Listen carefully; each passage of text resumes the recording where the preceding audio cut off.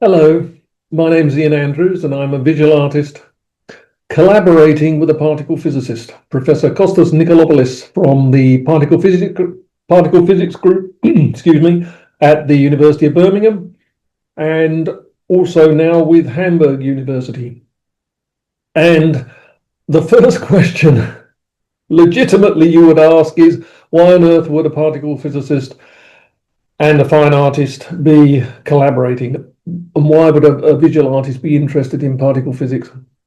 Well, when a particle physicist tells you that they are uncovering the building blocks of reality, that these tiny subatomic particles, their interactions are creating all matter in the universe, and that our very reality is dependent upon their interactions, then that's profound. And it was life-changing for me as an artist because I changed or felt I had to respond and change my practice entirely. And I stripped it right back to drawing and the mechanics of drawing as a way of responding to Professor Nikolopoulos, who was exposing reality's underlying mechanics. Another particle physicists have spoken to me about how at the quantum level, at the subatomic level, there's no real such thing or concept as objects.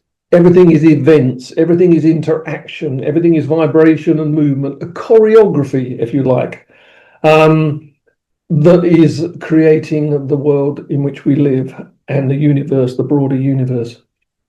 Another profound moment for me, really. And the third and final reason is that the more you learn, the more you realize that we are being created by a few fundamental particles. All humanity and all matter is being created by these. So we're all connected. We are all interconnected. What a positive message for our somewhat fractured world. Let's see if I can share screen and we'll have a look at some slides. There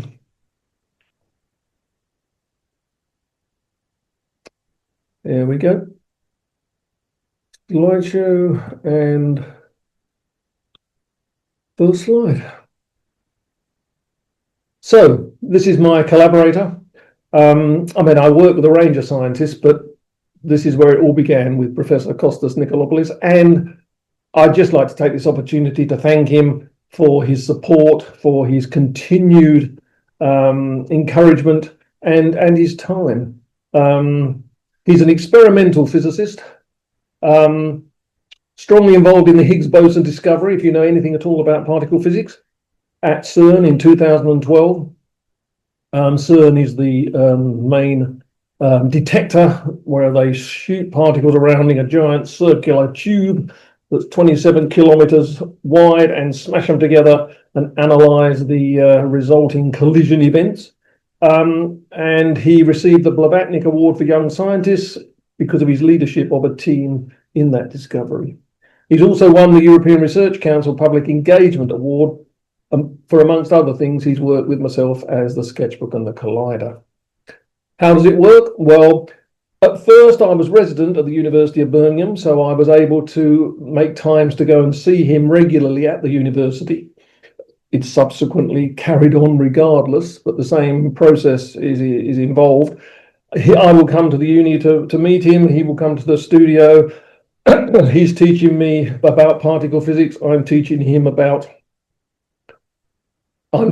to draw. So it's a two-way process, and that was important to us, that we both subjects were equally respected, and there was no dumbing down on either side.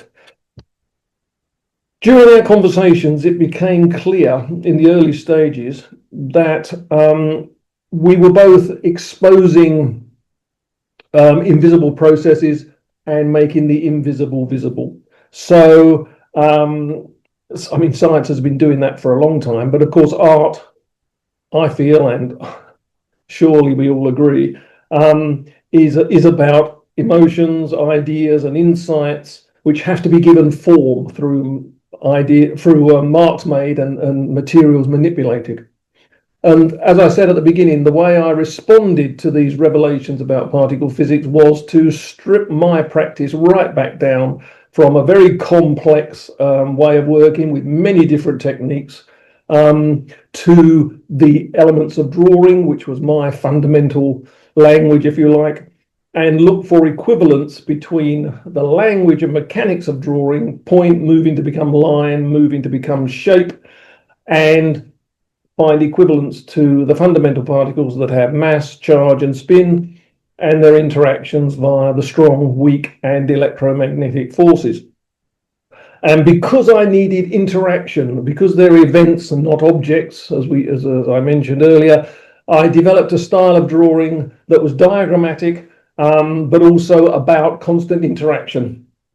And I developed a way of working with templates that you can see me using here.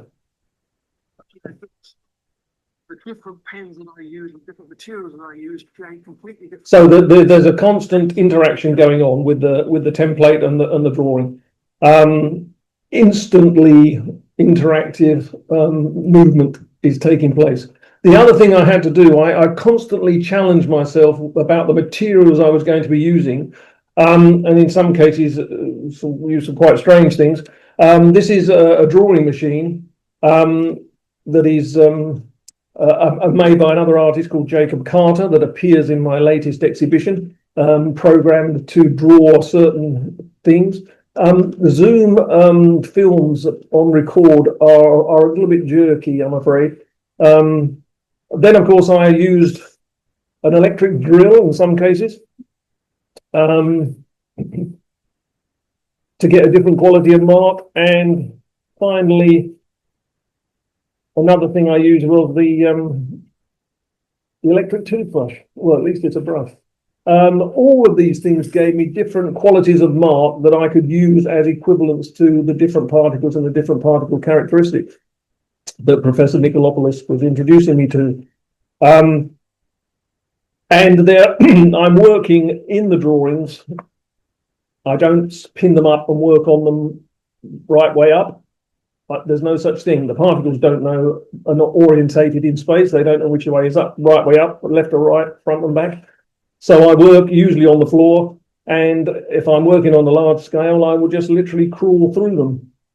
And they don't know, I don't always know which way up they're going to go until an exhibition arrives, and then a decision has to be made. But if you saw the same drawing in a different exhibition, it could be reconfigured in a different way. So we're looking at a show from the Hive in October last year, and some of this work you'll be seeing around you at the moment in the Elysium gallery, and it will look different because of the lowness of the gallery there, as opposed to here on the image where it was an extremely high gallery surface. And we've got the meandering visual, the line moving in a meandering way across here and across on here, but zigzagging. The forms themselves are zigzagging. So we've got different energies, different linear energies being used, being expressed. You can see that the standing forms have both sides developed. Oh, excuse me. And they're on birch ply, so they're made of layers of ply of wood. I would have loved to have done stuck lots of layers of paper together, but it proved physically impossible to have the structure I needed. So in the end, we went for a birch ply, which has got a very distinct striation of layers. And the reason for the 3 dimensions, well, there are several reasons, but one of the big ones is that I want you to have to negotiate the forms. I want you to have to move around and become part of the choreography of the subatomic dance, if you like, as that's creating reality. And obviously, you'll see films integrated into the exhibitions and sometimes into individual pieces. And again, I need movement. I need actual movement, because however animated the drawings, they end up as a static thing. And this is the film that was playing. Again, sadly, it will perhaps be more jerky than it is in real life. The films are all made by filming a drawing starting point. In this case, panning across an existing drawing with the camera and then layering many layers on top of one another. And they change often from light on dark, dark on light to dark on to light on dark. In other words, the tones are reversed as a way of expressing the change from positively charged to negatively charged particles. And of course, I'm sort of lying to you as well, because although I keep saying particles, we now know that they don't exist as tiny little objects. We know they're events, but effectively they also spread out into a field or wave. They have wave-particle duality, and they're only particles at certain times. At other times they are. It's a bit like, if you think, although this is a crude analogy, my physicist probably wouldn't approve. If you think of the surface of a lake and you throw a stone in, the plop, and the initial starting point is the particle, and then the waves go out across the quantum fields. This one attempts to put the films playing in a sort of a more integrated way into the piece. And this is the film. But it's quite tiny. It's in that small little area, as if you have to search for it. The reason for that is that the scientists are always trying to look in different places for evidence of a new discovery, and reanalyzing data. A view down the gallery, again showing the sort of the amount of movement you would have to make. My exhibitions are not ones where you go around looking at flat things on the wall. You have to be a more active participant than that. This is the final end part there. You can just see the little bit of film playing there. And these drawings are rolled into cabinets, and they, in some cases, can be, not all the drawing is exposed. So there's quite a lot of drawing in the roll there, and in some cases could unroll a completely new drawing. And I change them during the show sometimes, and this reflects the amount of data that the scientists have to accumulate in order to be able to say, yes, that discovery has happened. And in fact, the piece that we looked at there, these smaller zigzag forms, you'll see later, are based on graph plottings from various research data. This is the second show I wanted to show you, the very, very recent one. And it's a kind of a low-tech version to the beautifully made, they weren't made by me, so I can say things like that, the beautifully made birch ply formations in the previous exhibition. These were made almost alongside them at the same time, and they're low-tech paper mache collage things. They also integrate film in with the three-dimensional structures. This was meant to be a sort of a circular point from which all else is emanating. Paul Klee's point becoming line, becoming shape. We'll hear a lot of references to Paul Klee and Kandinsky and the Bauhaus and the stripping back of drawn language to its mechanics. And here's the film that's playing on those two projectors. But it's heavily masked out, so you're only getting small amounts of the film. And again, it's created by the use of drawn materials. So it's an oil-based ink and a water-based ink, which are not mixing, if you like. And again, there's the same use of a reversal of tone, light on dark, dark on light.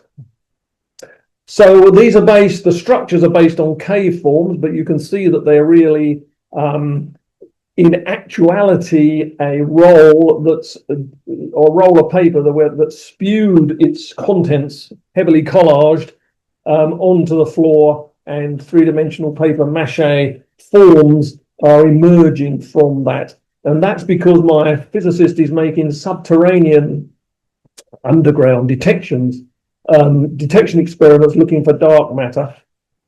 And I wanted to respond to that. He goes down mines where laboratories are built and clean rooms are built. I like the idea of the cave as a sort of reference to early humanity, where they would have sheltered, where art began with the handprints on the cave walls and the abstract mark making before the animals were drawn on the cave walls. And the geological structures that were so gorgeous to observe were created over vast amounts of geological time, which contrast amazingly with the subatomic interactions studied by my physicist, which are darting close to the speed of light. And into that crazy time scale, I've placed myself, human time, if you like. A guy walking around scratching away in his sketchbook, I'm aware of my sort of pulse increasing, and my heart rate increasing as I get interested and confused by what I'm seeing, as I'm fusing it with the ideas that I'm having as I draw, and also research that I've done. So it becomes a very kind of active process. And very much about the neuronal firings of the brain, which we will speak about in a moment. The last of the current exhibitions, again, the same thing. Three things are happening. I'm moving into 3 dimensions. I'm combining it with the projection, and it's all based on this language of stripping and exposing the mechanics of drawing in response to quantum mechanics, the fundamental particles interacting to create our universe. This shows us a nice contrast between the warm lit flying paper and the cool lit projection area. That's not a kind of a split screen digital layout. That's what it would look like as you walk from one area to the next. And inbuilt into this show, as you can see from this area here, which is what you were confronted with as you came in, is an empty space. And it was challenging the idea, or rather reinforcing the idea, that in science terms, there is no empty space. If you suck everything out of space and create an absolute vacuum, you still have virtual particle pairs, matter and antimatter, popping into existence and annihilating. So empty space is a frothing rhythmical event, if you like. And as you went past here, this part appears to have fallen off the wall, and this space is lit rather than the drawing. The drawing disappears into the darkness a bit. So I'm kind of drawing your attention to the empty spaces and trying to prompt the question, why is it empty? Is it empty? And so on. Bit of historical information going back through some shows. This was the first one that I did following the residency with Professor Nikolopoulos. It's all using tissue paper on the light boxes in the drawings here, which are shown larger here, because I was making a series of artist books at the time, and the show came up quite quickly after the residency began. So I used the tissue paper drawings that were destined to go into books as fodder as units to create bigger pieces. And because I was resident, it was fabulous. I could use things from the historic physics collection. This is Hibbard's disk, a surviving component of one of the early colliders at the university. And you can see, even at this early stage, this is one of the first projects, one of the first exhibitions. I've already started this idea that they shouldn't be flat on the wall. They shouldn't just be stuff you look at. You should be forced to peer in and around 3-dimensional pieces coming out.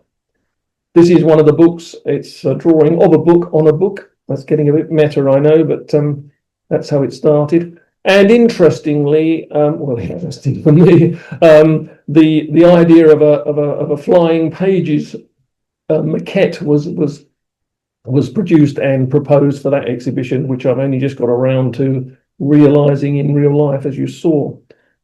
Collision event at the library. Again, we've got a series of three-dimensional pieces that are objects on top of, or card constructions on top of horizontal drawings. The reason for that will become clear in a moment when we have a look at some of the background information.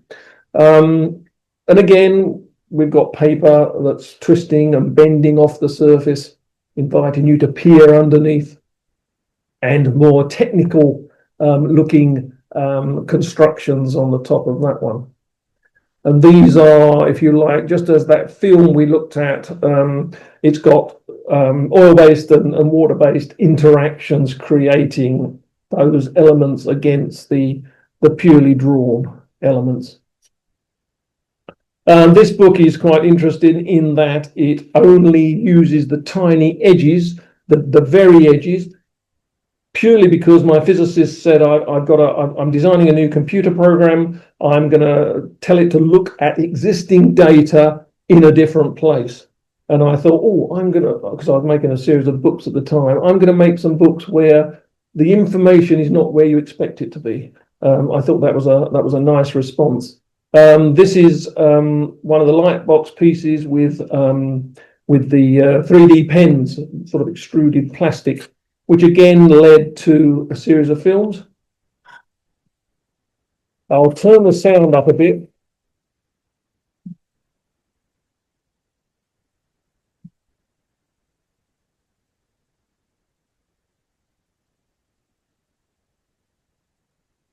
Now that is filmed on a drum, so I'm vibrating the small plastic elements, the small marks made with the 3D pen, which is quite important because the quantum fields that we've learned the particles are really at their essence have a certain frequency. So vibrating the surface on which the film was being made is quite appropriate.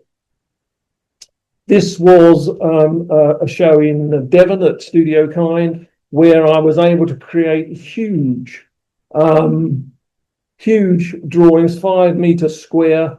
I'm not expecting people to enter the show and sneak around the sides there. That's just laid out for an artist talk that we were doing in the raised mezzanine room. But you can see that they're huge drawings, and the gallery is not phenomenally wide.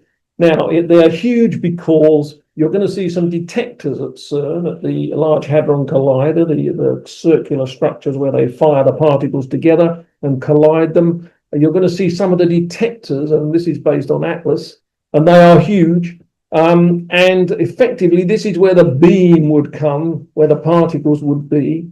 So they're big because the detectors are big, but they're also big so that you go forward, analyze the details, go back to take in the overall composition. But as you do, you're confronted with the drawing on the other side. You're first forced to turn around, and the process goes again. In other words, you are becoming much more active in the choreography of particle interactions.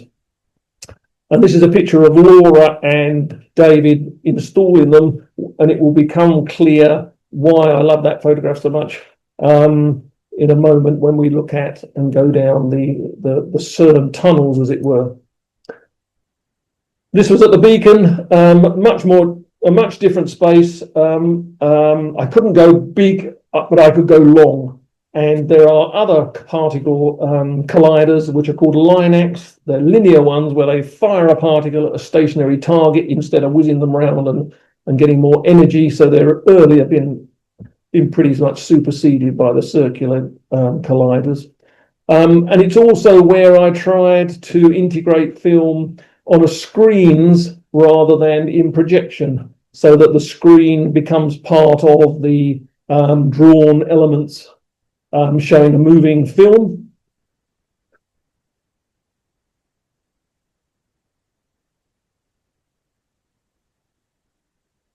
And as I say, the Zoom recording will be a bit too jerky, but you can see that there are the format of the film, if you like, is breaking away from the edge and has a jerky series of rhythms to it. That's because at the quantum level, there isn't a continuous flow of things.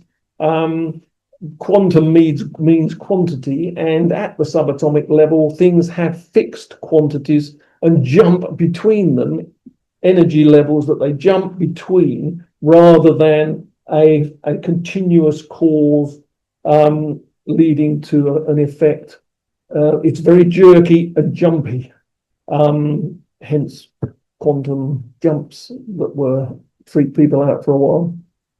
The last one, very quickly, it's in France. I was invited to show in Annecy, France, by a physics laboratory, and Clare Anderson, who was the outreach director, was also had just become involved with the International Particle Physics Outreach Group, and I was hugely privileged to speak at the annual conference at CERN about the sketchbook and the collider, and my collaboration with Professor Nikolopoulos. And just in case you think I'm lying, this is a very early detector called a cloud chamber, and you can see there's a radioactive rock, small pebble in it. It's quite small, this detector, but you can see it's emanating radioactive particles. It's breaking off, it's trying to become stable, and these are the particles. Well, these aren't subatomic ones, but effectively you can see them if you have the correct detector. And this is the more advanced detectors. This is the bubble chamber. This is a slightly sexed up image that the scientists like to put out in the 70s to try and get the wider public interested in the topic. And these photographs had to be analysed by human scanners. This is Gron Tudor-Jones, who I was very privileged to meet with Kostas at the university during the residency. He had a historic bubble chamber, he had a bubble chamber collection of historic bubble chambers. That was very badly put, but anyway, you get the gist. He had a collection. And this is a picture of him in his younger days at Fermilab in Chicago, and this is where the horizontal images come from, or the horizontal inspiration comes from, with the detectors and the templates being laid on top of the projected images while they're working out and trying to identify which particle belongs to which trace.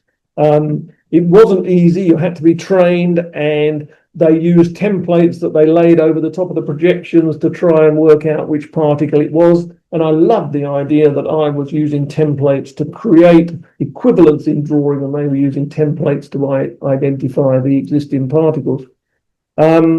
Which led me on to the aha moment, really, where Paul Clay and Kandinsky at the Bauhaus. This is Clay. This is one of his lecture note pages. He was obsessed with stripping back drawing, just as I am, and it's where I get most of my ideas from. The point moving to become the line moving to become the shape moving to become the suggestion of form, illusion of form, or actual form. And I've compared it with Enrico Fermi, a scientist whose name was named after Fermilab that we just looked at. The American equivalent to CERN is named after him. And this is a page from his particle recognition training manual. And I started to think this correspondence between the idea of the traces of the pencil or the pen and the elements of drawing, and the traces and the tracks of the elemental particles. This was a profound moment. And this is a facsimile of Paul Clay's actual notebooks before they were published. So they're even more beautiful when you see them hand drawn, as it were. This is an analysis of a conductor's baton during conducting an orchestra. And this is the science. So over this side we've got the atom, which was originally thought to be the building block of everything. and to a certain extent is, but it's certainly not indivisible. The name atom comes from the Greek indivisible, but it's not. You can divide it into an orbiting electron or electrons, depending on which element we're talking about. And then you've also got the nucleus. But the nucleus then turned out to be subdividable into protons and neutrons. And then eventually in the 70s, it was realized that actually there were smaller particles involved that were called quarks. And this is the diagram of the Standard Model, the most successful theory ever.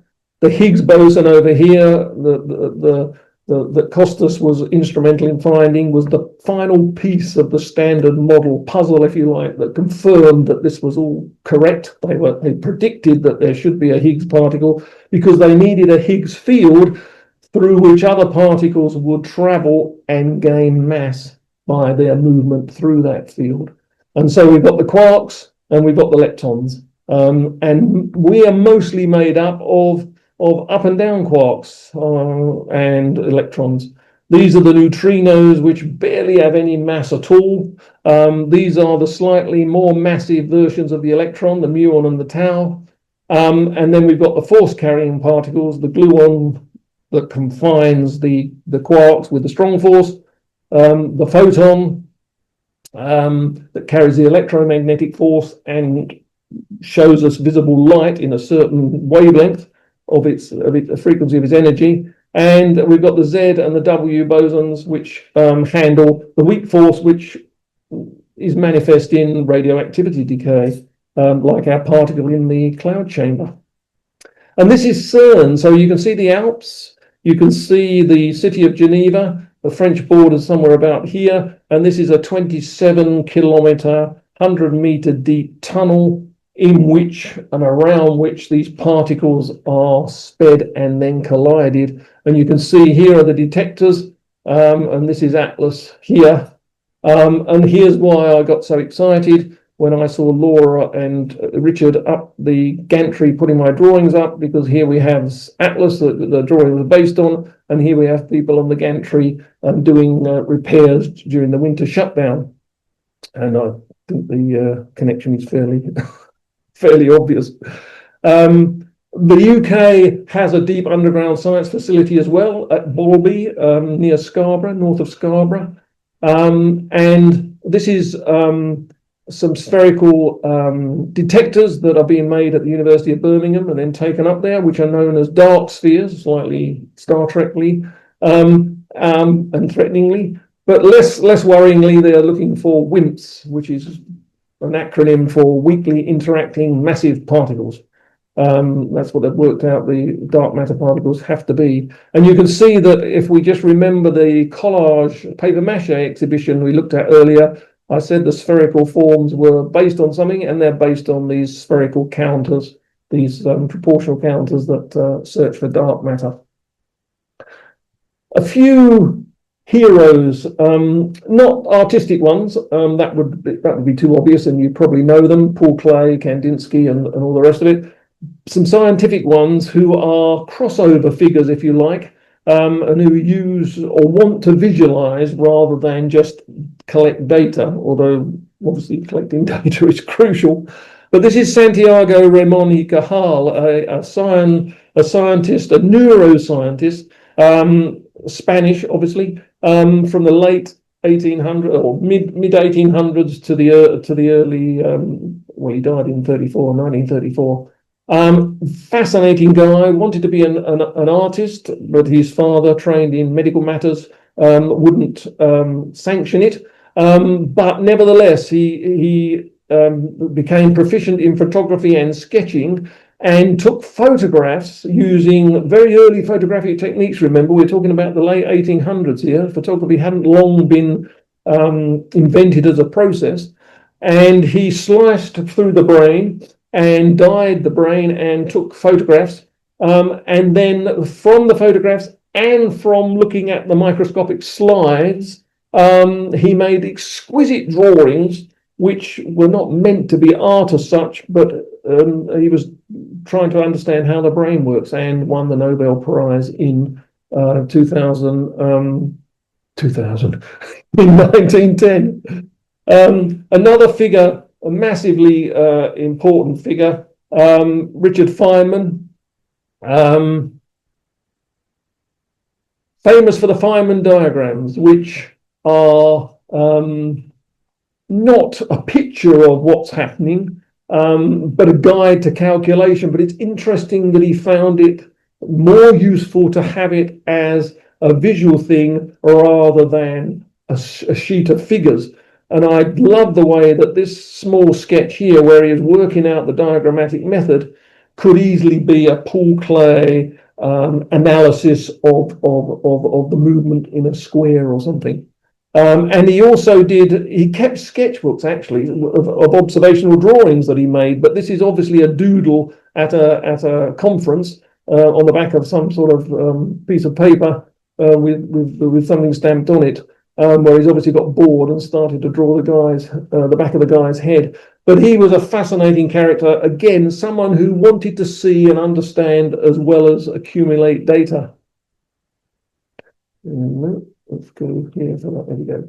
And our own Roger Penrose, another Nobel Prize winner, who famously kept sketchbooks and designed the famous Escher endless staircase image that most of us had on our walls as a student back in the 80s.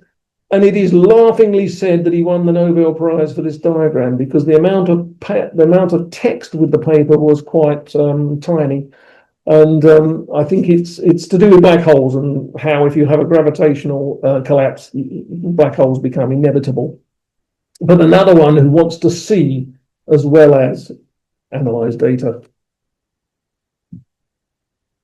Another massive influence has been my research trips to Andalusia, the Islamic geometric tradition in particular. I see this as a sort of a Paul Klee line moving and enclosures developing. It's just at this time we've got hexagons and squares instead of curves and swirligigs or whatever.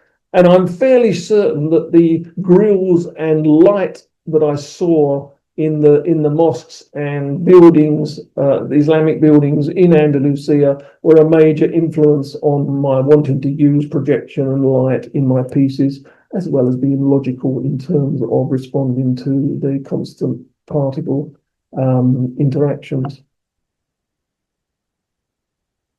And this slide really is to remind me to emphasize to you that I place huge importance on the mechanics of drawing in its abstract form. Line, point, line, and shape. I expect line in particular to carry a colossal amount of meaning. And this is one of the zigzag forms you saw earlier. These are the meanders on the form. This is Kandinsky as point, line, and plane. His experiments with line. And this is him saying, right, these are the three qualities of a line that we all need to be aware of: the straight line, the crooked line, and the curved line. And interestingly, on this rather tiny diagram, David Ramsay Hay in the mid-1800s came up with the same three units that one should be aware of when working and looking at things. And the idea of the diagram, so crucial to me. When I first started working with Kostas, I picked up a ballpoint pen from his desk and some paper from the photocopier because I didn't want him getting worried about me using all sorts of exotic materials. And we developed a diagrammatic drawing style. And the pen and ink paper kind of foundation has carried on. And I love the idea of the contrast between one of the oldest known surfaces on which to mark being contrasted with the modern detectors, the high-tech particle colliders. At first, my sketchbooks would have been filled with notes and so on. But once I started to go to CERN and I started to draw underground as an equivalent to the dark matter subterranean experiments that Kostas was making, then I started to sketch again. This is me at CERN. So here we are down one of the detectors. This is Atlas. I've got a bundle of pens in my hand, so I can just look at the rhythms and gestures that I'm seeing in front of me.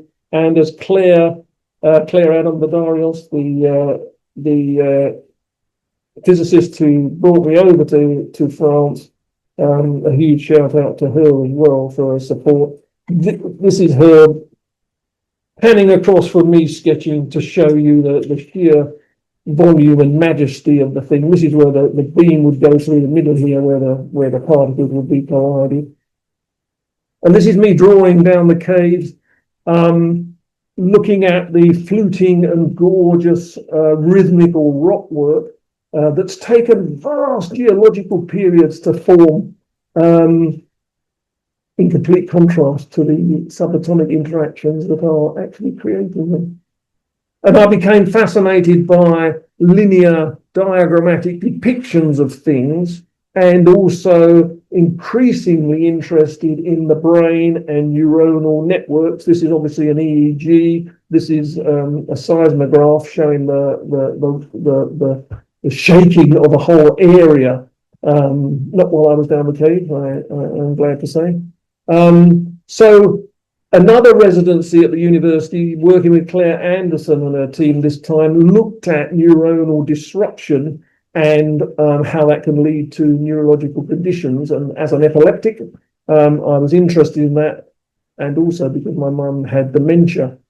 So these are the graphs of plottings, and this is the skull cap diagram of the skull cap that fits over your head with the little electrical detectors that will create ultimately your EEG printout. And so I started to work with people with neuronal conditions, and with students and adults and anyone, and to try and get them to come up with significant rhythmical gestures. So we did workshops where we would explore how people seem to have a different feel to what they felt was their significant rhythm. You can see the difference between the flow earlier and the jerkiness there. These would be photographed. These would be digitally manipulated, just as data would be mathematically modeled and analyzed. And then I would print them out as huge photocopies, which would then be potentially turned into the collages that you saw at the beginning with the show, the caves, the paper roll caves, but also they can be, thanks to Robert Rauschenberg, solvent transferred onto good quality paper and then drawn into and improvised on, and taking new rhythms and linking new things together. So there's EEG data on here, there's particle information, and there's information about me and how I'm feeling and my heart rate and so on. So this is becoming a fusing of multiple sources to do with the rhythmical. And as ever, there are films, which Zoom finds it difficult to play. And again, there's this tonal shift that I often use. Misaligned elements. I've already mentioned that the quantum world has these fixed quantities, so things jump from one to another at the subatomic realm, and with the brain neuronal disruptions, the scientists were looking for out of phase circadian rhythms, which basically means you're not sleeping when you should and waking when you should. So they call it an out of phase. So again, we've got this movement away from a norm, which was fused into the films as well. And both scientific groups, whether it be the quantum mechanics or whether it be the neuronal disruption, I call them the brainwaves people. Not sure that's a compliment, but anyway, they became known as the brainwaves. All the scientists, their data collection always involves them ending up with flat and static information, either in a sort of sheet of numbers or a sheet of graphs. And one of the things I did was to try and have the films that I was making with my artistic data sets and project them around 3 dimensions. And and then use that as a way of taking the information back into the real space, as it were. And here we can see these are some of the smaller ones, maquettes that I was making of the smaller structures that you saw earlier, and you can see that they're based on these graphs. One was based on the Higgs boson discovery, where a spike in the data showed the discovery of the Higgs, and the other ones were from EEG misaligned patients, EEG data. And the last thing that we do is engagement workshops, and they sort of fall into two types, I suppose. You've got ones like this, which is less about the science, and then we've got primary and secondary school ones. So this one, to give an example here, first of all, I would introduce them to the three ways that I work. One is templates on top of the paper, one is drawing against templates underneath the paper. So effectively we've got a frottage, a rubbing kind of quality going on, and then using spray, a myriad of tiny dots from the airbrush being rained down on the paper. The idea of the basic element of the dot, this point. They make these small drawings themselves in these different techniques. They're then photographed, and I have them, I digitally manipulate them and print them out huge, and then the students, or the adults, in this case, adults with learning difficulties, it's the 7-Up group at the Hive, the Ruskin Mill Trust in Birmingham. Then they were making their paper mache forms, and they were placed in the end into the exhibition that you saw. So that's not my work at all, that's the students, and then on up this end, this form and this collage is being used. So they become part of a professional art exhibition. And then there are two sorts of workshops that are educational based. One is a primary school where we do cartoon characters. Here you can see the standard model again, but as a series of cartoons. And the students are encouraged to think of or create characters, cartoon characters, to replace the particles. So the fabulously fast photon, or the horrendously heavy top quark, or whatever. And then there are secondary school workshops, which are called Art School in a Day, where we take them through a whole range of artistic activities. I'll just concentrate on a couple. So this exercise here, I mentioned that quarks are confined by the strong force. Quarks never appear singularly, they're always in pairs or groups, and they're confined by the strong force, the gluon carrying the strong force. And so one exercise is drawing against an elastic band to get the muscle memories of the drawing, telling you that these things can't be separated easily and are being confined. And this one here is the shadow screen performance. Students who don't know much about art, particularly, certainly don't know about performance art, are now doing a brief film about a quantum event that they've only just learned about, acting it out as a piece of performance art, but behind a screen. So they're creating shadows, which makes it sort of like a device where they won't feel too self-conscious. Now, whether this will play or not.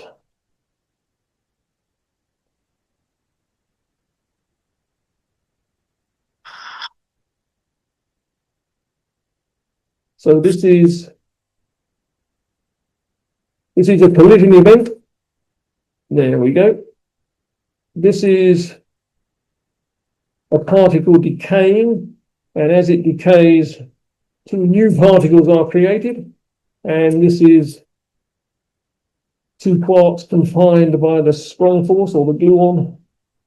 And so they work as a team, work out what they're going to do, and produce a short film in half an hour. And then this is this was taking quantum field theory to a group of second years at Warwick School, where they all work together following a period of individual experimentation to create this giant. It goes on for about, I don't know, 17 meters or so, because a whole year group got involved. I'm finishing with really two quotes. This one about the workshops. The workshop was so good, everyone came away with a real buzz. Loved watching them during the day. And taking part. They were so engrossed. This was a tutor who was worried about her students disgracing themselves because they weren't sort of high caliber grammar school students. She needn't have worried. They were the best group we ever had. And she says, what I learned was the power of getting pupils to visualize new and complex ideas in different ways and not to stereotype my students, who prove they can cope with and enjoy being presented with challenging ideas outside the exam system. And Professor John Sidney, who I met at the Beacon Museum exhibition, just in an incredible exhibition at the Beacon in Whitehaven, artist Ian Andrews, working with particle physicist Kostas Nikolopoulos, to bring the ephemeral world of high energy physics to life through drawing. I love the references to Paul Clay and David Bond. David Bond's a particle physicist I haven't mentioned in this talk. Fascinating character. Who between them reconceptualize the philosophy of drawing and perception. The drawings are massive, detailed, mysterious metaphors for the unseen processes they interpret. Prepare to be intrigued and challenged, as well as perhaps getting a little closer to the boundaries of human knowledge. Well, thank you, John, for that wonderful quote, and permission to use it, and thank you for listening.